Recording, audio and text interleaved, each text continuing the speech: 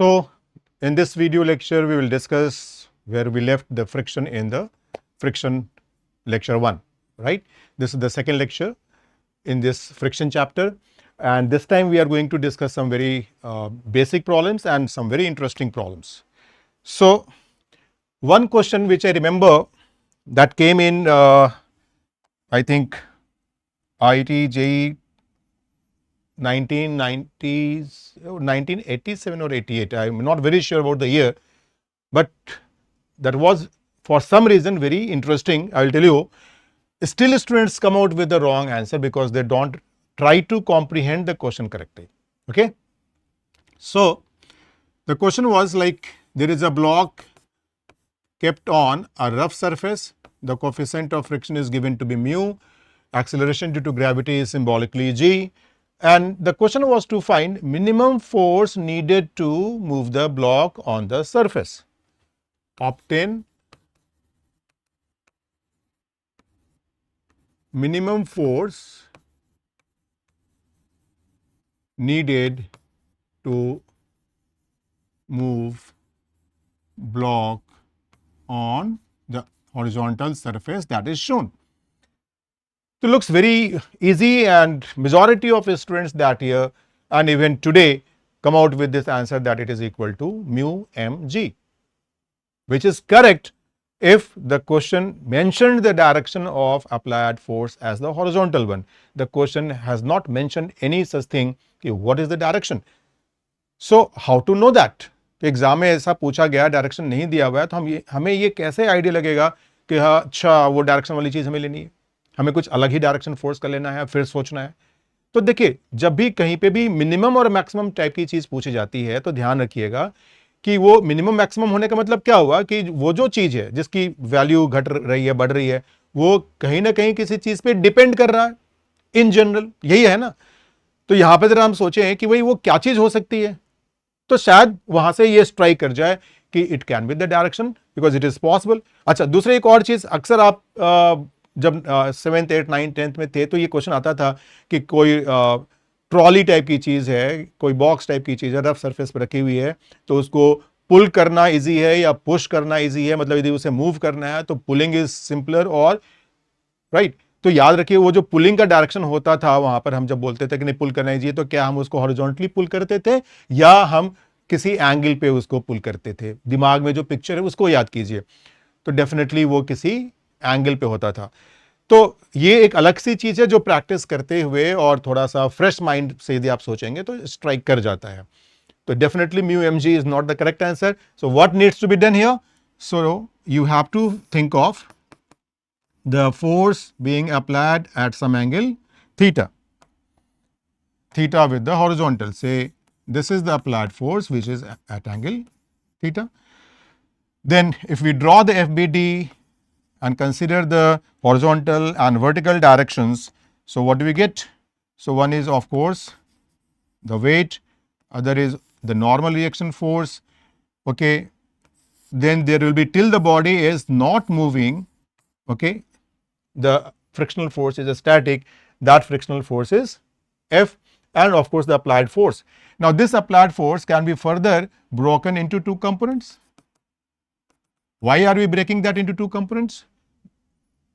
That is to make the job easier, so that when we write equation, so we can write like vector को components में break कर दिया, तो we can write Newton's second law F equals ma, okay, in component form as sigma fx equals m ax, sigma fy equals m ay. That is the basic idea, right?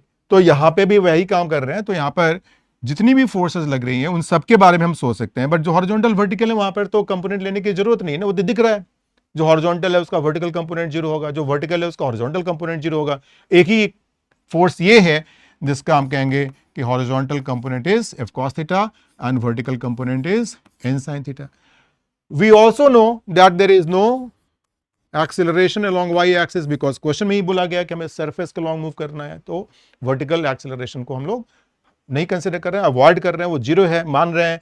तो in that case sigma f y zero से क्या निकल कर आएगा? तो वहां से निकल कर आएगा कि n plus n plus f sin theta is equal to mg।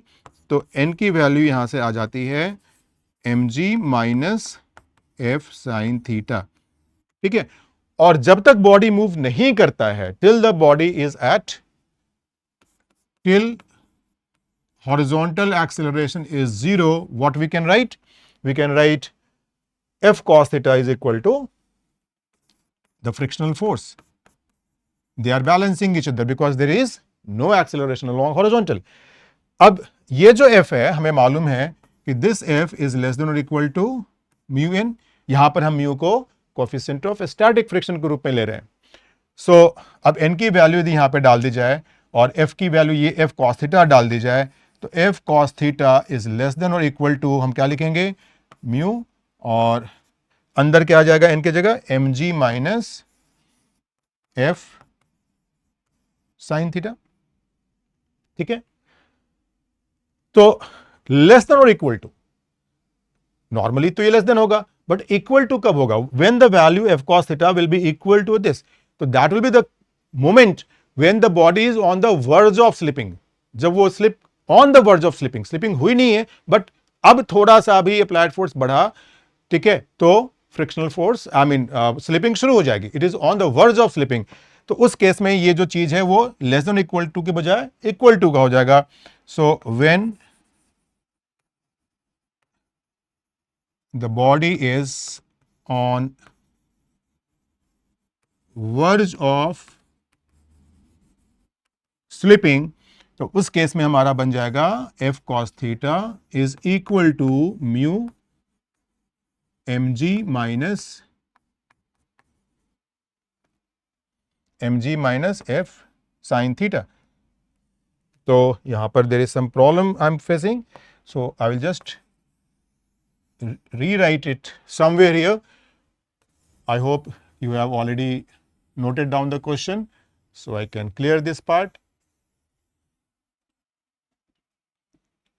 and we will come back here. So it's like this right here. Okay, so when the body is on the verge of slipping, let us clean this also.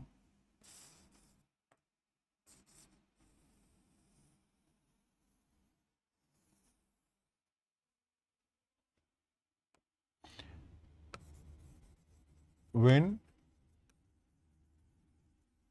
the body is on verge of slipping, so we'll have f cos theta is equal to mu mg minus f sin theta. That gives you f equals mu mg divided by cos theta plus mu sin theta. So here we get the force in the limiting case when the body is on the verge of slipping. Okay, we are getting force as a function of theta. We can say कि this is the, for a given theta, this is the minimum force needed to move the block, क्योंकि it is on the verge of slipping, right? For a given theta, this is the minimum, this is the force, minimum force, but among all thetas, among all those minimum, then what is the minimum force needed to move the block among all those different minimum values for different theta. So that f minimum will be obtained from this expression only. So this is the key result. Okay, now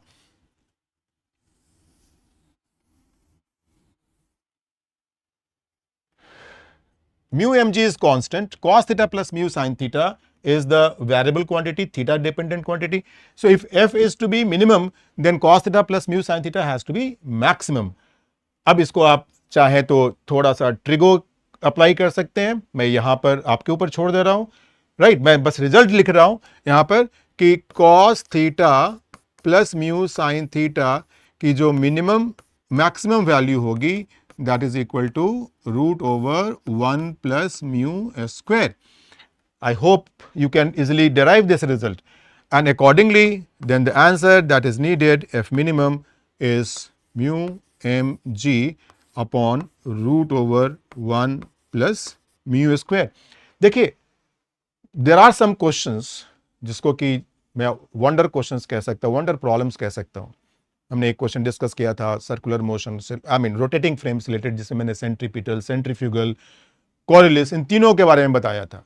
तो ये सब questions जो है, और ये भी question मैं कह सकता हूँ भाई आज से रफली आप कह सकते हो 30 साल पहले आया, राइट, या 40 साल पहले आया रफली, और उस समय के हिसाब से आप सोचिए कि this was the changer, game changer. मतलब नॉर्मली दिमाग में जो बैठा हुआ रहता है बच्चों के, तो उस नॉर्मली क्या बैठा रहता है कि ठीक है मिनिमम फोर्सेस mg। तो कैसे हम out of the box think करें, कैसे हम क्वेश्चन को सही तरीके से डिकोड करें, ऐसे जो क्वेश्चंस होते हैं ना, जो कि हमारी पुरानी एक जो बंधी हुई जो थिंकिंग होती है, उस बंधी हुई थिंकिंग को जो फ्री करता है, वैसे क्वेश्चंस को हम लोग वंडर प्रॉब्लम्स कह सकते हैं। तो आज के डेट में हो सकता है कि बच्चों को, जिन्होंने पहले से किया हुआ है या जिन्होंने सॉल्यूशन देखा हुआ है, तो शायद उनको ये उतना मुश्किल नहीं लगेगा। लेकिन आप जस्ट एक रैंडम सर्वे करें, 15-20 बच्चों से मिले, पूछें कि पहली बार उन्होंने किया और सही किया तो वो नंबर कितना है, तो आज भी वो नंबर आपको बहुत कम मिलेगा। So anyway, now I am coming to a question again from JEE advance, I think it was year 2000, जिसमें कि ये क्वेश्चन आया था। That time there used to be first a qualifying paper that used to be objective type, and then there was a subjective paper जिसको कि उस समय mains कहते थे, फाइनल पेपर जो था। I am talking of year 2000,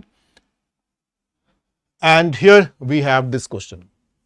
I can say, I mean, the most fascinating question, one of the most fascinating questions on the friction that came in history of JEE. So what is the question here? You can see the arrangement.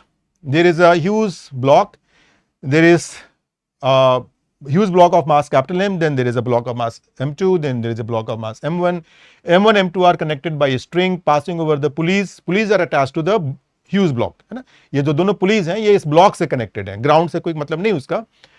There is no friction between this huge mass and the ground. इनके बीच में कोई friction नहीं है, यहाँ पे लिखा हुआ है it is smooth.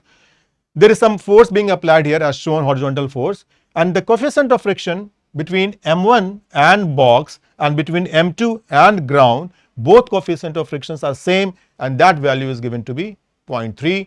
G is given to be 10 meter per second square, and most important part of this question is this information, okay, that F1 in the given situation, जिसके लिए हमें ये वर्किंग करनी है और हमें ये सारी वैल्यूज बतानी है। So in this situation it is given to be the frictional force F1. F1 is the force between M1 and capital M is double of twice F2, double of F2, and F2 is the frictional force between ground and M2. So these are the given information, और आपको बताना क्या है, आपको बताना है कि what is the F1 value, what is the F2 value, what is the applied force, what is the tension in the string, and coefficient of friction is anyway given to you. It requires really a good thinking. तो दिमाग में एक चीज पहले बिठा लीजिए कि देखिए फ्रिक्शन के क्वेश्चंस में हमेशा ऐसा नहीं होगा कि आप एक मतलब इक्वेशन बनाएंगे, एक फॉर्मूला बनाएंगे, फिर उसको डिफरेंशिएट करेंगे या उसको सॉल्व करेंगे और रिजल्ट आ जाएगा। There are very few topics I can say which actually nurtures the creative thinking, that analytical thinking, and this is one of them. तो ऐसे जितने भी क्वेश्चंस होते हैं ना, और टॉपिक्स जो हैं खास करके, friction is one of them. तो फ्रिक्शन को जब आप अच्छे से समझते हो, खूब प्रैक्टिस करते हो और हर क्वेश्चन पे सोचते हो, क्योंकि यहां पर हर चीज इक्वेशन से गवर्न नहीं हो रहा है, you have to think more about the nature of friction, that nature क्या चाहता है, ठीक है ना। इस बात पे बार बार ध्यान रखना कि नेचर चाहता है कि स्लिपिंग नहीं हो। तो थोड़ा सा उसको और विस्तार से मैं थर्ड वीडियो लेक्चर में, फ्रिक्शन के थर्ड वीडियो लेक्चर में डिस्कस करूंगा। फिलहाल इस क्वेश्चन पे वापस आते हैं। तो देखिए क्या क्या पॉसिबिलिटीज बनती हैं यहां पर। क्वेश्चन में ये भी दिया हुआ है कि ये जो स्ट्रिंग का पार्ट है कंप्लीटली हॉरिजॉन्टल है और ये जो पार्ट है ये कंप्लीटली वर्टिकल है ना, ये मेंशन्ड है। तो यदि हम फ्रिक्शन के नेचर के हिसाब से सोचे तो एक possibility number 1, that is the dream desire of friction, कि भाई नो स्लिपिंग, कहीं पे स्लिपिंग नहीं हो, रोक के रखो, सारी स्लिपिंग बंद कर दो। तो क्या यह संभव है? अब हो सकता है किसी को, मतलब कोई बहुत ही शार्प आईज, मतलब शार्प साइट रखता हो, देखते ही समझ जाए कि ऐसा नहीं, ऐसा नहीं होने वाला या ऐसा होने वाला है। फिलहाल मैं एक सिस्टमैटिक तरीके से आगे बढ़ूं भले ही वो ऑब्वियस सा हो, लेकिन तभी मैं उसको कंसिडर करते हुए आगे बढ़ूंगा और कहूंगा कि ऐसे हमें सोचना चाहिए। तो सबसे पहले हम इस पॉसिबिलिटी को देखें कि क्या ऐसा संभव है कि जहां जहां फ्रिक्शन है वहां पे स्लिपिंग नहीं हो। तो भाई यहां पे भी फ्रिक्शन है, यहां पे स्लिपिंग नहीं होने का मतलब क्या हुआ कि M2 रेस्ट पे है। अब यदि M2 रेस्ट पे है और यहां पे स्लिपिंग नहीं हो रही है, तो इफेक्टिवली ये क्या मीन कर रहा है, ये मीन कर रहा है कि पूरा का पूरा सिस्टम रेस्ट पे है। सो इज इट पॉसिबल कि पूरा सिस्टम रेस्ट पे हो? So we are exploring possibility 1।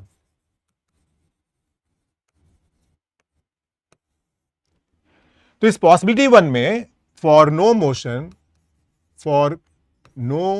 Motion anywhere, कहीं पे कोई मोशन नहीं हो रहा है, तो उसके लिए क्या जरूरी है कि सब कुछ रेस्ट पे है। तो यदि यहां पर मैं टेंशन T मान लूं, और आपको मालूम है कि टेंशन ऑलवेज पुल्स, यहां पे भी टेंशन T मान लूं, तो M1 को रेस्ट पे रखने के लिए T को कौन बैलेंस करेगा? भाई यहां पे फ्रिक्शनल फोर्स है और तो कुछ हो नहीं सकता है। तो हम कह सकते हैं कि यहां पर जो फ्रिक्शनल फोर्स लगा उसको यदि F1 बोलूं, और यहां पर इस T को बैलेंस करने के लिए यहां पे फ्रिक्शनल फोर्स लगा उसको F2 बोलूं, तो यही बैलेंस कर सकते हैं। अब यहां पर क्या होगा पॉसिबिलिटी 1 में, यदि ये रेस्ट पे है, इक्विलिब्रियम में है, नेट फोर्स 0 है, F1 is equal to T और यहां से F2 is equal to T, तो हम कहेंगे F1 is equal to T and F2 is equal to T, so F1 is equal to F2 and hence ruled out. Why? Because the question tells you that F1 is twice F2 in the given case. और एक चीज तो बहुत ही basic तरीके से आप देख सकते हो कि दोनों जगह स्लिपिंग होगी या नहीं होगी, यानी कि यदि हम यहां पे भी काइनेटिक मान लें, यहां पे भी काइनेटिक मान लें, तो आप बड़ी आसानी से वैल्यूज कैलकुलेट कर सकते हो और देख सकते हो कि कंडीशन सेटिस्फाई हो रहा है कि नहीं हो रहा है। तो इसकी लिमिटिंग वैल्यू, यानी कि यहां पे काइनेटिक मान लें, तो यहां पे काइनेटिक फ्रिक्शनल फोर्स कितना हो जाएगा, यहां पर काइनेटिक फ्रिक्शनल फोर्स हो जाएगा, यदि हम इसको एफ के बोलें, F2 के, तो F2 के क्या हो जाएगा, mu M2G, right, and mu is 0.3, M2 is 5 and G is 10, तो ये कितना हो जाएगा, ये हो जाएगा 15 न्यूटन।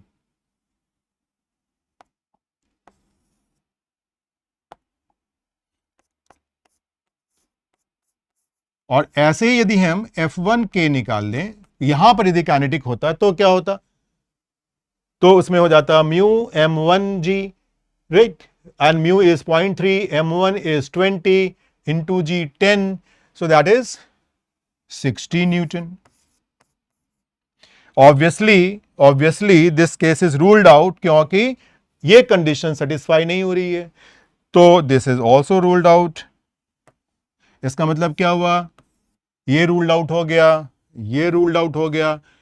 तो अब क्या है कि दोनों जगह स्टैटिक नहीं है, दोनों जगह काइनेटिक नहीं है, तो कहीं एक पे स्टैटिक है, कहीं एक पे काइनेटिक है, ठीक है ना। तो कहां पर स्टैटिक है, कहां पे काइनेटिक है, इसी तरीके से आप पॉसिबिलिटी यदि आप एक्सप्लोर करेंगे, आपको तुरंत समझ में आ जाएगा कि वो पॉसिबिलिटी है कि F2 जो है वो काइनेटिक है और F1 जो है वो स्टैटिक है, ठीक है ना। बहुत ही बेसिक सा है, थोड़ा सा कॉमन सेंस लगाएंगे आपको समझ में आ जाएगा। सो F2 काइनेटिक है और F1 स्टैटिक है। सो बगैर किसी इक्वेशन के हमने सॉल्व किया इसको। F2 काइनेटिक यानी कि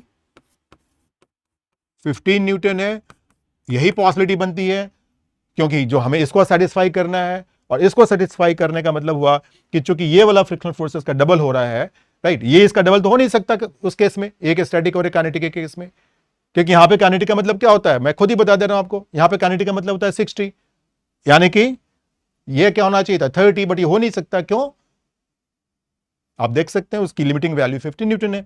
सो F2 is 15 Newton and F1 is 30 Newton, ये दोनों चीजें आ गई।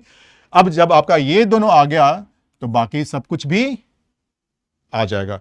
अब जब ये काइनेटिक है और यहां पर ये, इसका मतलब क्या हुआ कि पूरा का पूरा सिस्टम एक कॉमन एक्सेलरेशन से आगे जा रहा है, the entire system is moving out with common acceleration, ठीक है ना। अब वो कॉमन एक्सेलरेशन कैसे बताएंगे हम, तो कॉमन एक्सेलरेशन के लिए हम क्या लिखेंगे, यहां पर क्या लिखेंगे, यहां पर लिखेंगे, इस ब्लॉक के लिए लिखेंगे T minus 15 equals M2A, and M2 is how much, M2 is 5, so this is 5A, इसको M1 को देखेंगे तो M1 को देखेंगे तो वहां पर क्या लिखेंगे, फ्रिक्शनल फोर्स जो उसको आगे की तरफ ले जा रहा है एक्सेलरेट कराते हुए, वो F1 है वहां पर 30। तो क्या लिखेंगे 30 माइनस टी और उसका मास है 20, तो ये हो गया 20A। तो यहां से आपका इसको सॉल्व करके हम A और T दोनों निकाल लेंगे। यदि इसको ऐड किया जाए तो ये खत्म हो गया। सो 15 इक्वल्स 25A। तो A की वैल्यू कितनी आ गई, A की वैल्यू आ गई 3/5 मीटर पर सेकेंड स्क्वायर, राइट।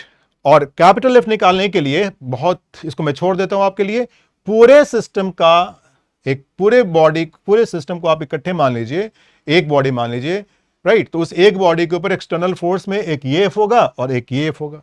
तो उस केस में आप लिख सकते हैं capital F minus F2 equal sigma all masses into A। बस दैट्स इट, काम हो गया आपका।